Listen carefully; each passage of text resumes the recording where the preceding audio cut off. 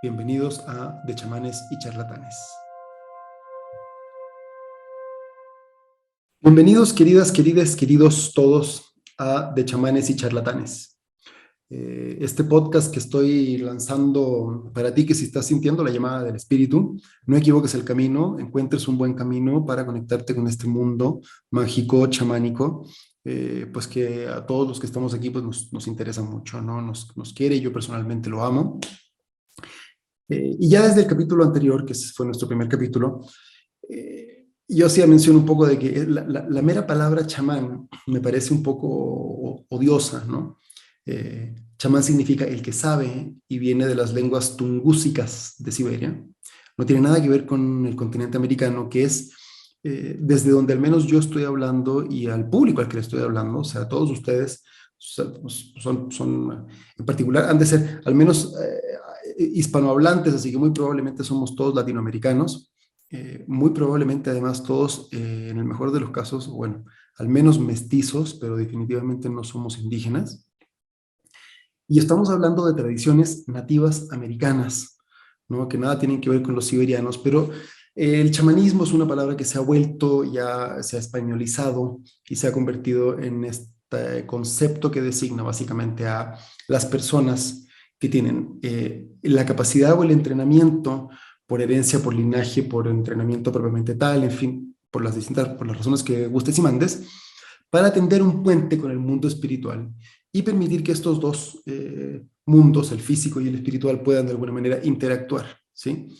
Eh, ya nos meteremos un poquito más en temas como éticos o no éticos. Esta interacción es eminentemente neutral, no es necesariamente ni buena ni mala. Estas técnicas se utilizan tanto para hacer daño como para sanar. Uh-huh. Afortunadamente, mi camino y la gente con la que yo he tenido contacto siempre han estado más bien enfocados a la sanación. Y yo por eso hoy día quiero hablarles un poco de lo que es la búsqueda de la magia. Uh-huh. Este capítulo se llama tal cual así, En busca de la magia, porque creo que la mayoría de quienes estamos en este camino o estos caminos, ¿no? Para marcar la diversidad y multiplicidad de posibilidades que hay en este mundo del chamanismo, lo hacemos porque de alguna manera eh, estábamos buscando, teníamos sed de magia o tenemos sed de magia en nuestra vida.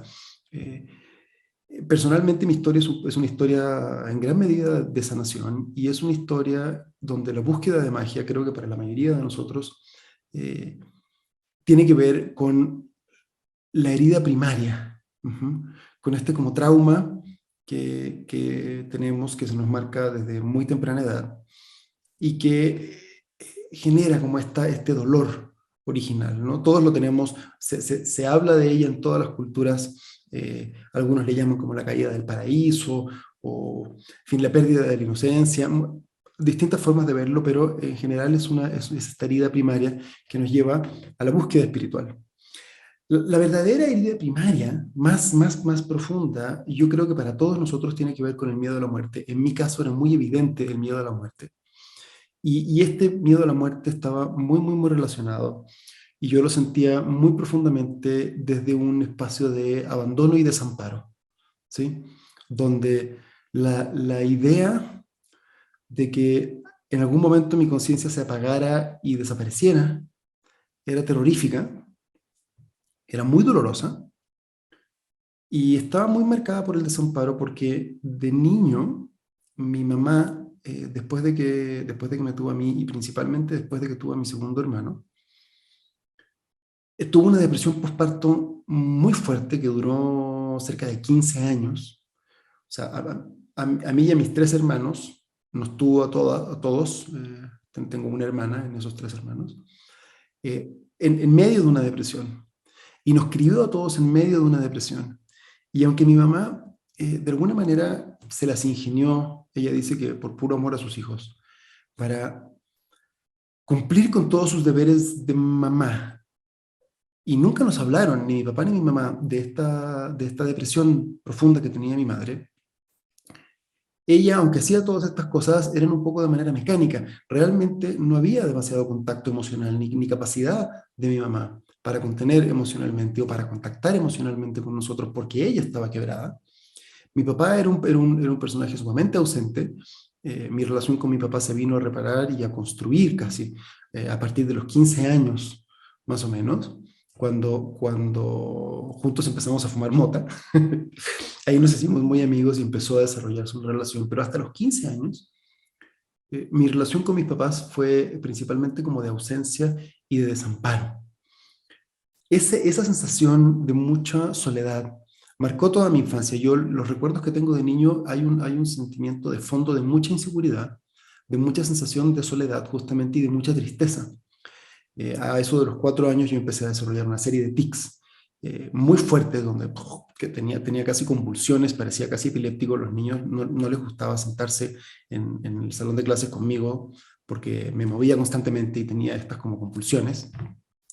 Era yo además un niño muy raro, tenía intereses extraños eh, y por eso mismo fui sufriendo un creciente bullying hasta la edad de 14 años más o menos. O sea, toda mi infancia estuvo muy marcada por esta sensación de lejanía con mi mamá, lejanía con mi papá y además de amenaza y de choque muy fuerte con el mundo que me rodeaba porque mis compañeros me bulleaban. Yo no tuve realmente amigos hasta cerca de los 17 años. Fue el momento en que por primera vez pude pertenecer a algún grupo humano y de alguna manera empezar a desarrollarme ya de una manera más normal, ¿no? Entonces, durante todo ese tiempo, cargando como con ese dolor, yo de alguna manera añoraba profundamente y así con el corazón roto la existencia de la magia, porque era la posibilidad de agarrarme de algo. Y no solo la magia, la espiritualidad embonada con esta magia.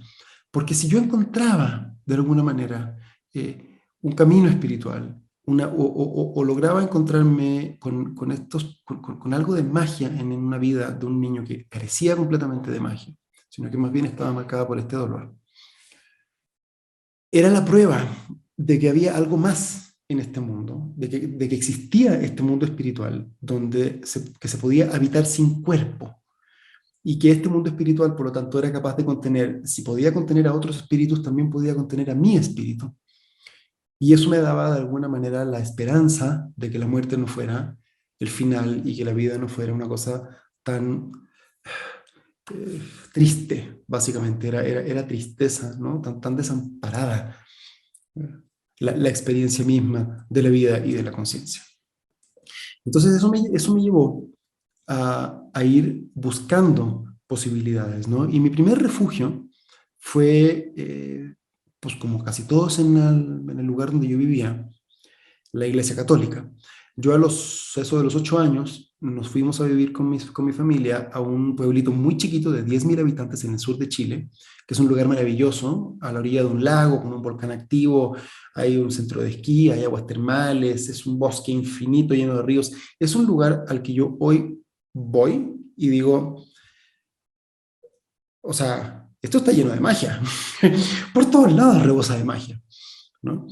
Pero en ese momento yo no lo veía y la única alternativa que yo tenía en esa época era de alguna manera pensar en este Dios católico que era como este señor que estaba en algún lugar como en las nubes, medio mirando y al que podías rezarle, pero esa primera búsqueda de la magia o ese primer encuentro con un intento de la magia, ¿sí? Era tremendamente, pues era básicamente retórica, ¿no?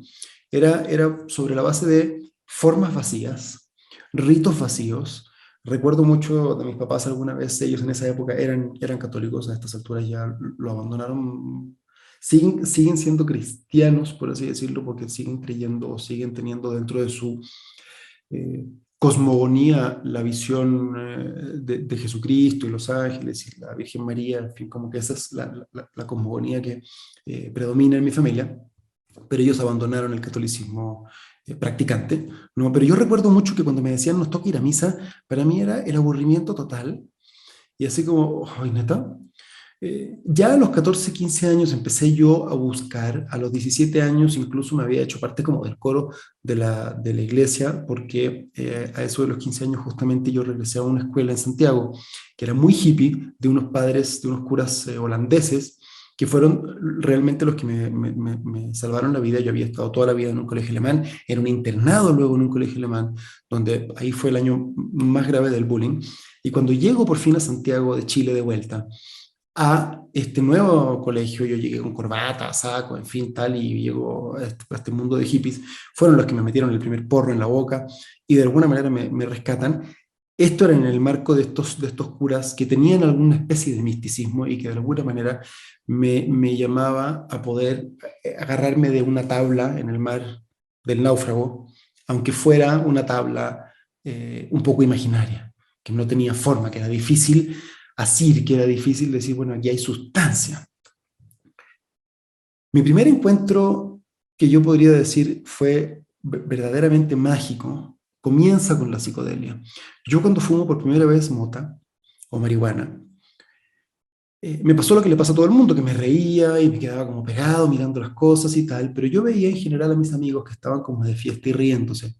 Y yo casi siempre acababa medio en un rincón, un poquito retraído, tratando de entender qué es lo que se me estaba yendo. Como que yo tenía la sensación de que cuando yo consumía esta planta, algo pasaba más profundo que yo no alcanzaba a agarrar.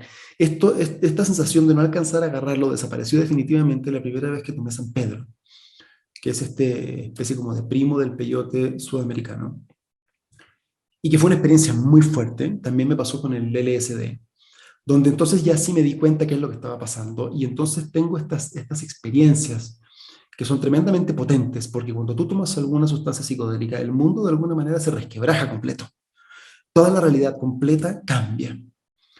Y entonces me pasaron varias cosas. Cuando yo tomo por primera vez también ácido y el mundo completamente se transforma y la experiencia es sumamente potente y es por lo tanto innegable que en efecto viví lo que viví. Empieza esta idea que se repite además en casi todos los estudiosos de los psicodélicos, ¿no? Si te vas con Aldous Huxley en Las puertas de la percepción, o lees incluso Mircea Eliade, a Ernst Jünger en Drogas y ebriedad, en fin, a Antonio Escotado, si te vas con Alex Gray, toda la gente que ha estudiado de alguna manera la psicodelia eh, comparte esta idea de que si una sustancia es capaz de transformar el mundo completo a tu alrededor, significa que ese mundo nunca fue tan sólido y que de alguna manera es generado por tu propia percepción, ¿no? Como dice, ya no recuerdo bien cuál de los autores es que lo dice, te dice, me parece mucho que es de Varela y Maturana.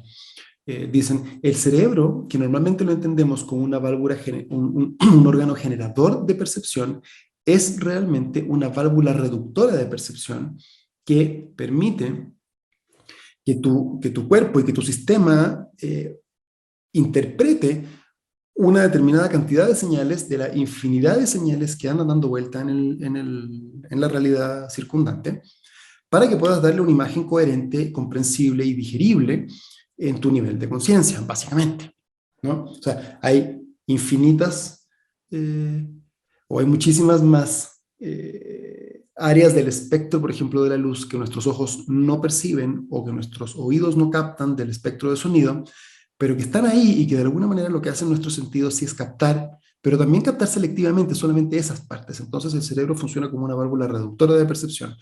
Y estas sustancias lo que hacían era que de alguna manera rompían este funcionamiento básico y entonces habría un mundo infinitamente más colorido, más diverso, más lleno de elementos y que de alguna manera permitían eh, que el mundo cambiara. Y cuando el mundo cambiaba de esta manera, desde mi percepción, entonces el mundo no era tan específico. Esta fue como mi primera percepción de la magia.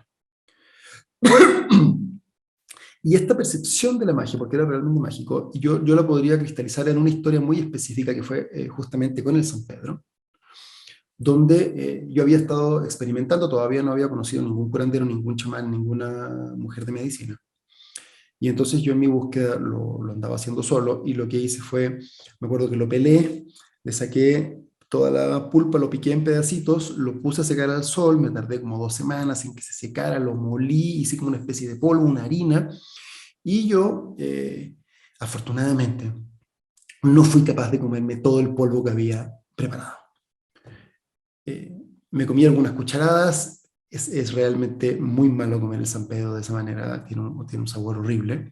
A estas alturas ya he aprendido a prepararlo de maneras mucho más sofisticadas, ¿no? Y normalmente lo que hago es un brebaje, es una especie como de infusión que se cocina más 24 horas, casi 14 horas, en fin, según la cantidad, y que es mucho más fino.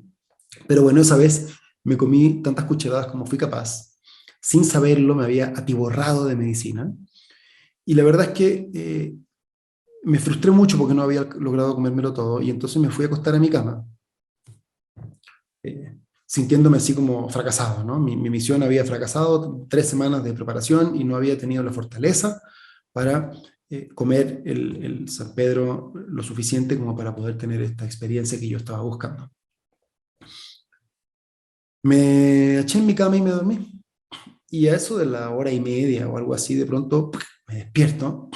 Y cuando me despierto, me doy cuenta que, lejos de haber comido poco, había comido una cantidad absolutamente ridícula y que estaba realmente, eh, francamente alucinando. O sea, el mundo realmente se había transformado definitivamente a mi alrededor.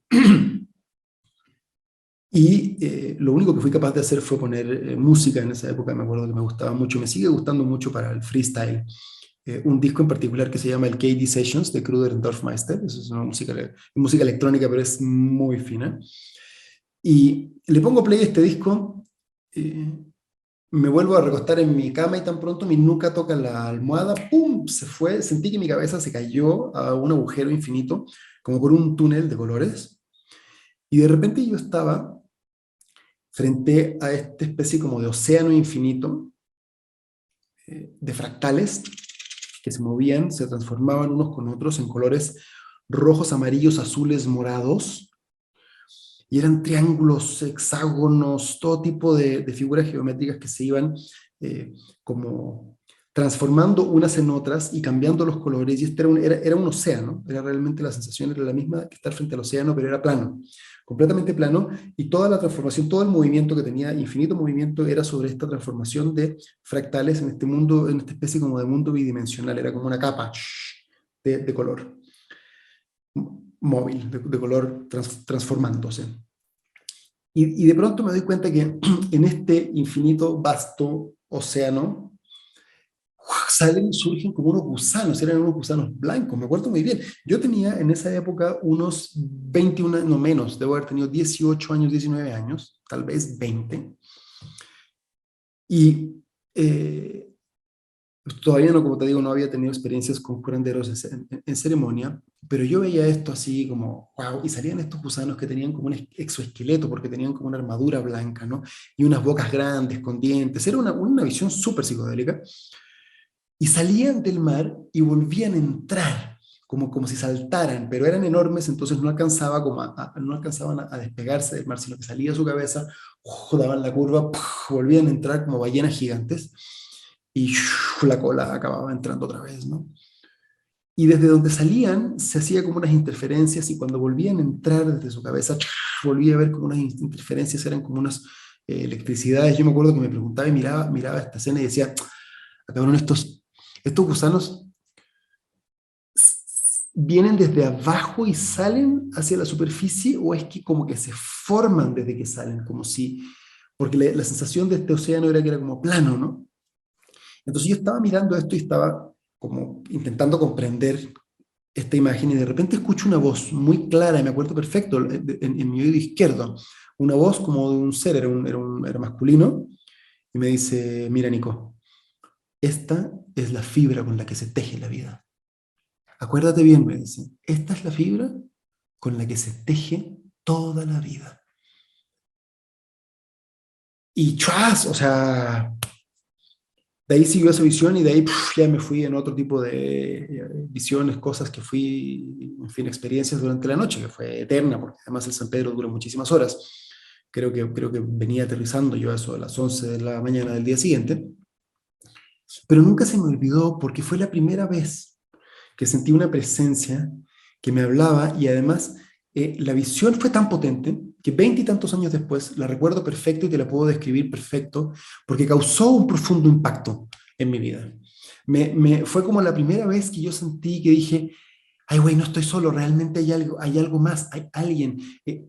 Esto no es nada más esto que se ve, hay esperanza. Y por primera vez esta tablita a la cual yo me intentaba agarrar en este océano del náufrago, intentando no perderme como en la tristeza, tenía forma y empezaba a parecerse más a un bote que a una tabla imaginaria. Y entonces este cambio desde la tablita al bote, por así decirlo, hizo un clic muy profundo en mi vida, cambia, ¿no? Y yo te diría que esa fue de las primeras experiencias profundas de sanación que empezaron a cambiarme. A esas alturas, yo había logrado ya de alguna manera contener como estos tics así imposibles, ya era funcional, ya tenía amigos, ya era parte de la vida, ya había tenido novias, a esas alturas ya había tenido varias novias, hasta me había hecho exitoso con las mujeres, en fin, ya mi vida se había ido transformando producto de otra serie de trabajos y terapia y en fin, que he tenido básicamente toda la vida. Pero, pero ese evento marca profundamente mi primer encuentro como con la magia y con este otro espíritu, ¿no? Eh, Poquito tiempo después, un amigo, el negro Frau, también de Pucón, un doctor que había venido muchas veces a trabajar con el pueblo huichol en México y que tenía mucho más experiencia y que de alguna manera yo siempre lo buscaba para que me contara cómo era este mundo. Me dice, oye Nico, ¿qué crees? Un curandero ayahuasquero peruano viene a hacer unas ceremonias de ayahuasca. Lo vamos a hacer en Huerquehue, que es un parque nacional maravilloso, y además, curiosamente, sincrónicamente, de una manera muy bonita, Huerquehue significa el lugar de los mensajes en la lengua mapuche, que es el Mapudungún del sur de Chile.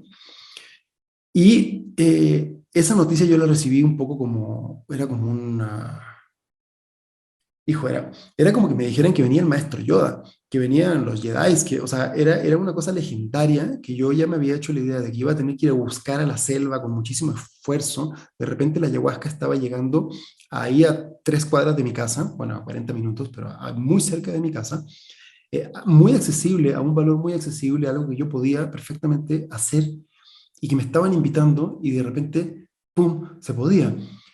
Y este fue mi segundo encuentro con la magia, que yo te diría que marcó como un segundo nivel hacia la magia. Porque cuando nos encontramos con Javier, además de que tuvimos que hacer una dieta de 2 semanas de ayuno y abstinencia total sexual, sin comer carnes rojas, sin comer en general carnes si se podía, sin ingerir ningún tipo de droga, sin ingerir alcohol. O sea, era un proceso además para el que tenías que prepararte, en fin, estaba lleno como de misticismo, la mera preparación. Cuando llegamos al retiro y íbamos a hacer básicamente 3 noches de ayahuasca, y tomo por primera vez esta planta en un contexto ceremonial, ahí sí cambió todo, porque entonces ya toda mi visión tuvo que ver con ciertos espíritus que venían, que me observaban, que pasaban ciertas cosas. Recuerdo haber visto un árbol naciendo desde mi corazón, eh, creciendo hacia el infinito y chocando como contra la cúpula del cielo y abriendo su follaje. Y los cantos de Javier me fueron llevando y ahí fue, en el trabajo con Javier, fue la primera vez que yo vi, por ejemplo, eh, como los parásitos que podía yo traer energéticos en mi ser, ¿sí? Que hay quien te dirá que venían de alguna vida pasada, de esta vida, de tu infancia, en fin, lo que tú quieras. Pero lo que yo me he dado cuenta es que al final del día lo importante no es de dónde vinieron, sino que cómo lo integraste tú en tu vida actual, ¿no? Eh, tiempo después tuve una regresión que de alguna manera me contactó con esas cosas, pero ya vamos a llegar a esa parte de la historia. Pero esa experiencia con Javier me abrió a un mundo completamente mágico nuevo, donde había un proceso de sanación y donde cuando vi por primera vez a un verdadero curandero, a un verdadero chamán, si quieres llamarlo así, aunque él también te diría que no es chamán, yo les insisto mucho, nadie que sea serio en este camino se autodenomina chamán. El que se diga chamán, córrele, tiene idea, no tiene idea de lo que está hablando, o tal vez sí sabe, pero no es alguien que venga con buena intención, es algo que probablemente lo ve como negocio, se está promocionando. No creas en nadie que se autodenomine chamán.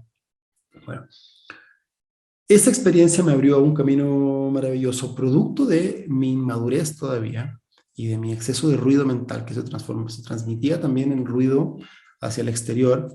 Eventualmente me vetaron de los talleres con Javier y ya no me dejaron participar más. Fui como una persona no grata por mi exceso de verborrea y una serie de cosas que yo tenía todavía en esa época. Y tuve la suerte de conocer a Claudio y la Sole, que fueron mis primeros maestros, realmente maestros, ¿no? Con ellos acabamos fundando Quitralma, que es un centro ceremonial, es un centro para el desarrollo de la conciencia, un centro de aprendizaje para la vida, le llamamos propiamente tal. Es un lugar de 100 hectáreas, un refugio que está rodeado de parques nacionales y que estamos custodiando con otras casi 20 personas, básicamente para conservación y para fines ceremoniales.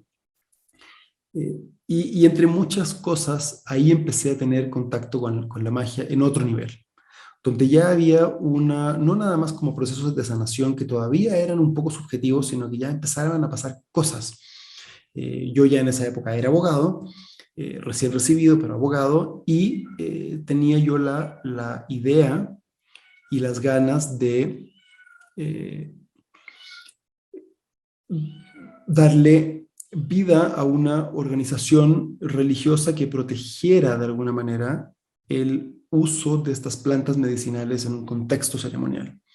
Entonces fuimos con Claudio y armamos los estatutos de una organización religiosa.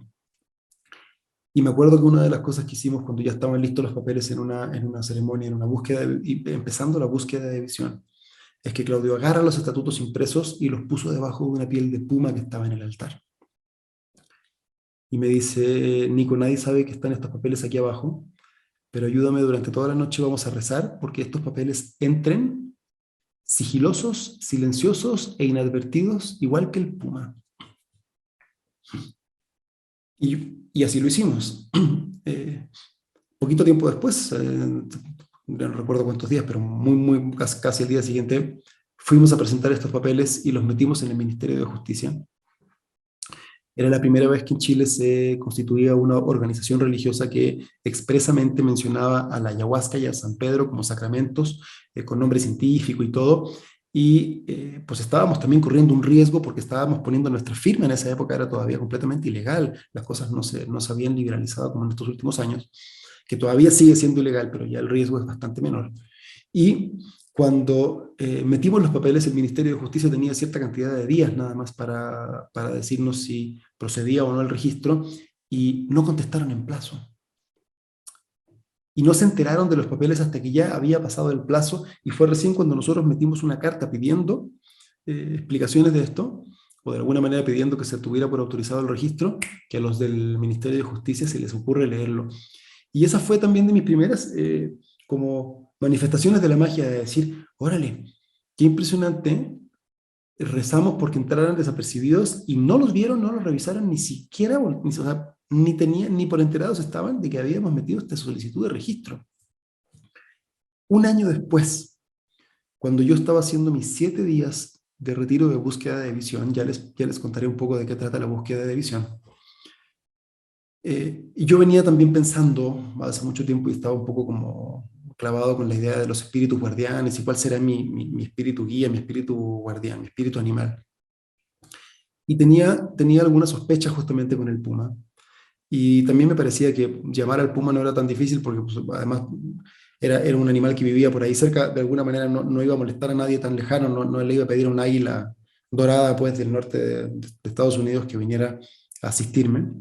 Y estaba intentando con el puma, y entonces cuando a mí me siembran en mi lugar, yo tomo mi chanupa, que es una pipa ceremonial muy importante dentro del camino que yo camino, y entonces me senté y yo vi estas cosas que uno hace, que tan pronto las haces te arrepientes, y agarro mi chanupa y así yo muy valiente, gran espíritu, si el puma es mi espíritu guardián, que venga y se presente.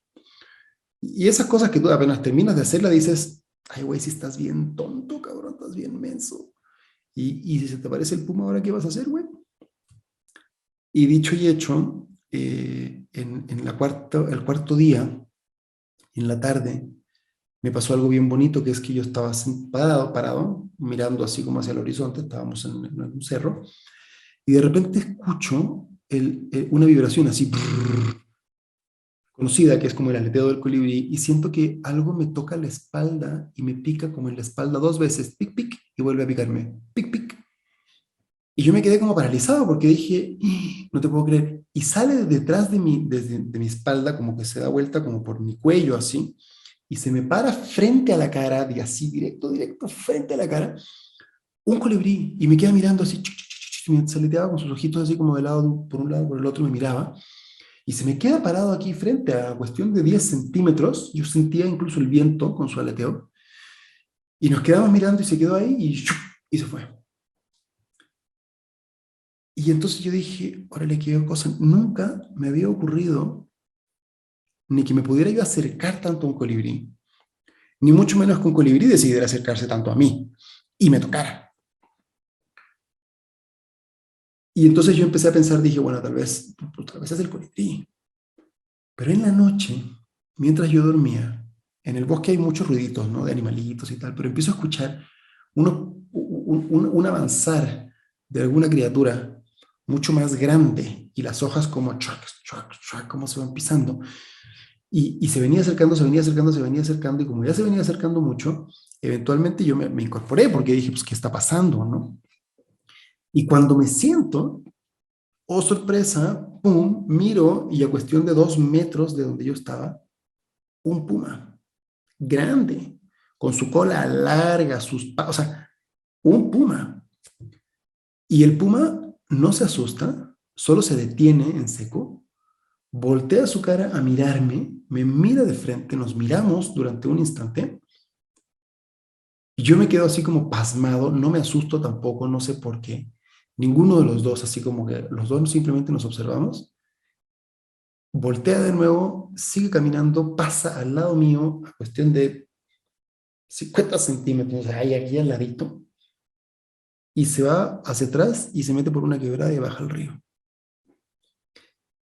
Y a esas alturas ya entonces empieza a aparecer la magia en mi vida de una manera muy distinta, porque entonces ya empiezo yo a ver que en este mundo y alrededor de estas ceremonias y de estos altares y todo lo que va pasando, empieza a haber una respuesta de alguna manera a estas cosas que básicamente es un rezo. O sea, yo pido de todo corazón al universo que me ayude a encontrar o a que me confirme si se me permite y está bien que yo invoque a este espíritu aliado para que me ayude en mi vida.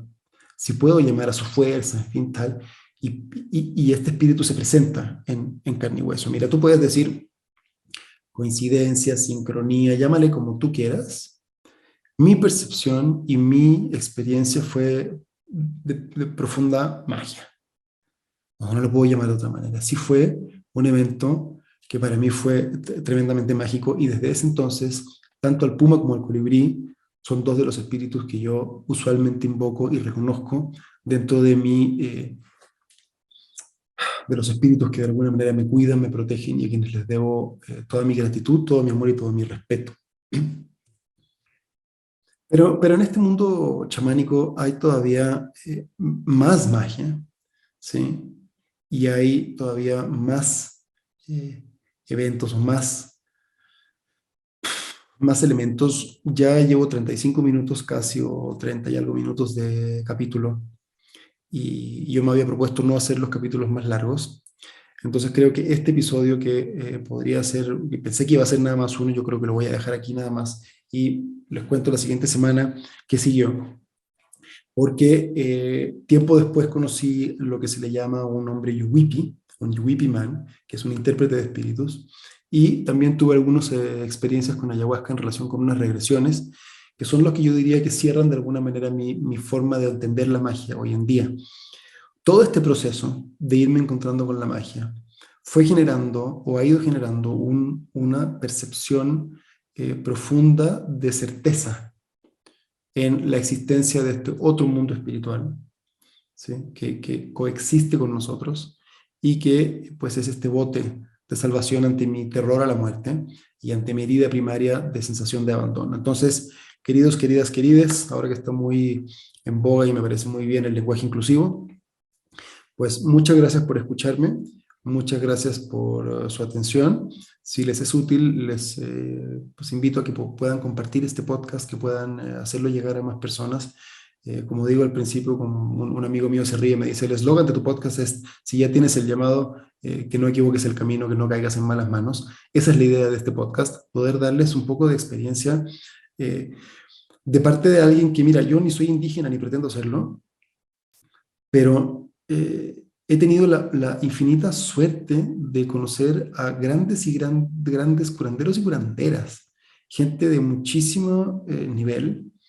Caí en muy buenas manos, gracias al cielo, y veo que hay muy malas manos ofertándose y promocionándose en el Internet. Escucho historias macabras a cada rato y lo que estoy intentando hacer con esto es poder darles un poco de información, contarles historias, eventualmente contactarlos con gente que yo sé que puede ser seria, de buen nivel, de linajes reales, gente que no hace negocio con esto y que de alguna manera te pueda ayudar a contactarte a ti también con este camino espiritual precioso y que también puedas tener un proceso de sanación, si eso es lo que tú sientes en tu vida y que realmente puedas eh, entrar en este mundo de manera segura, ¿no? Entonces, muchas gracias, nos vemos la próxima semana, infinitas gracias de verdad por escucharme y bienvenidos a De Chamanes y Charlatanes.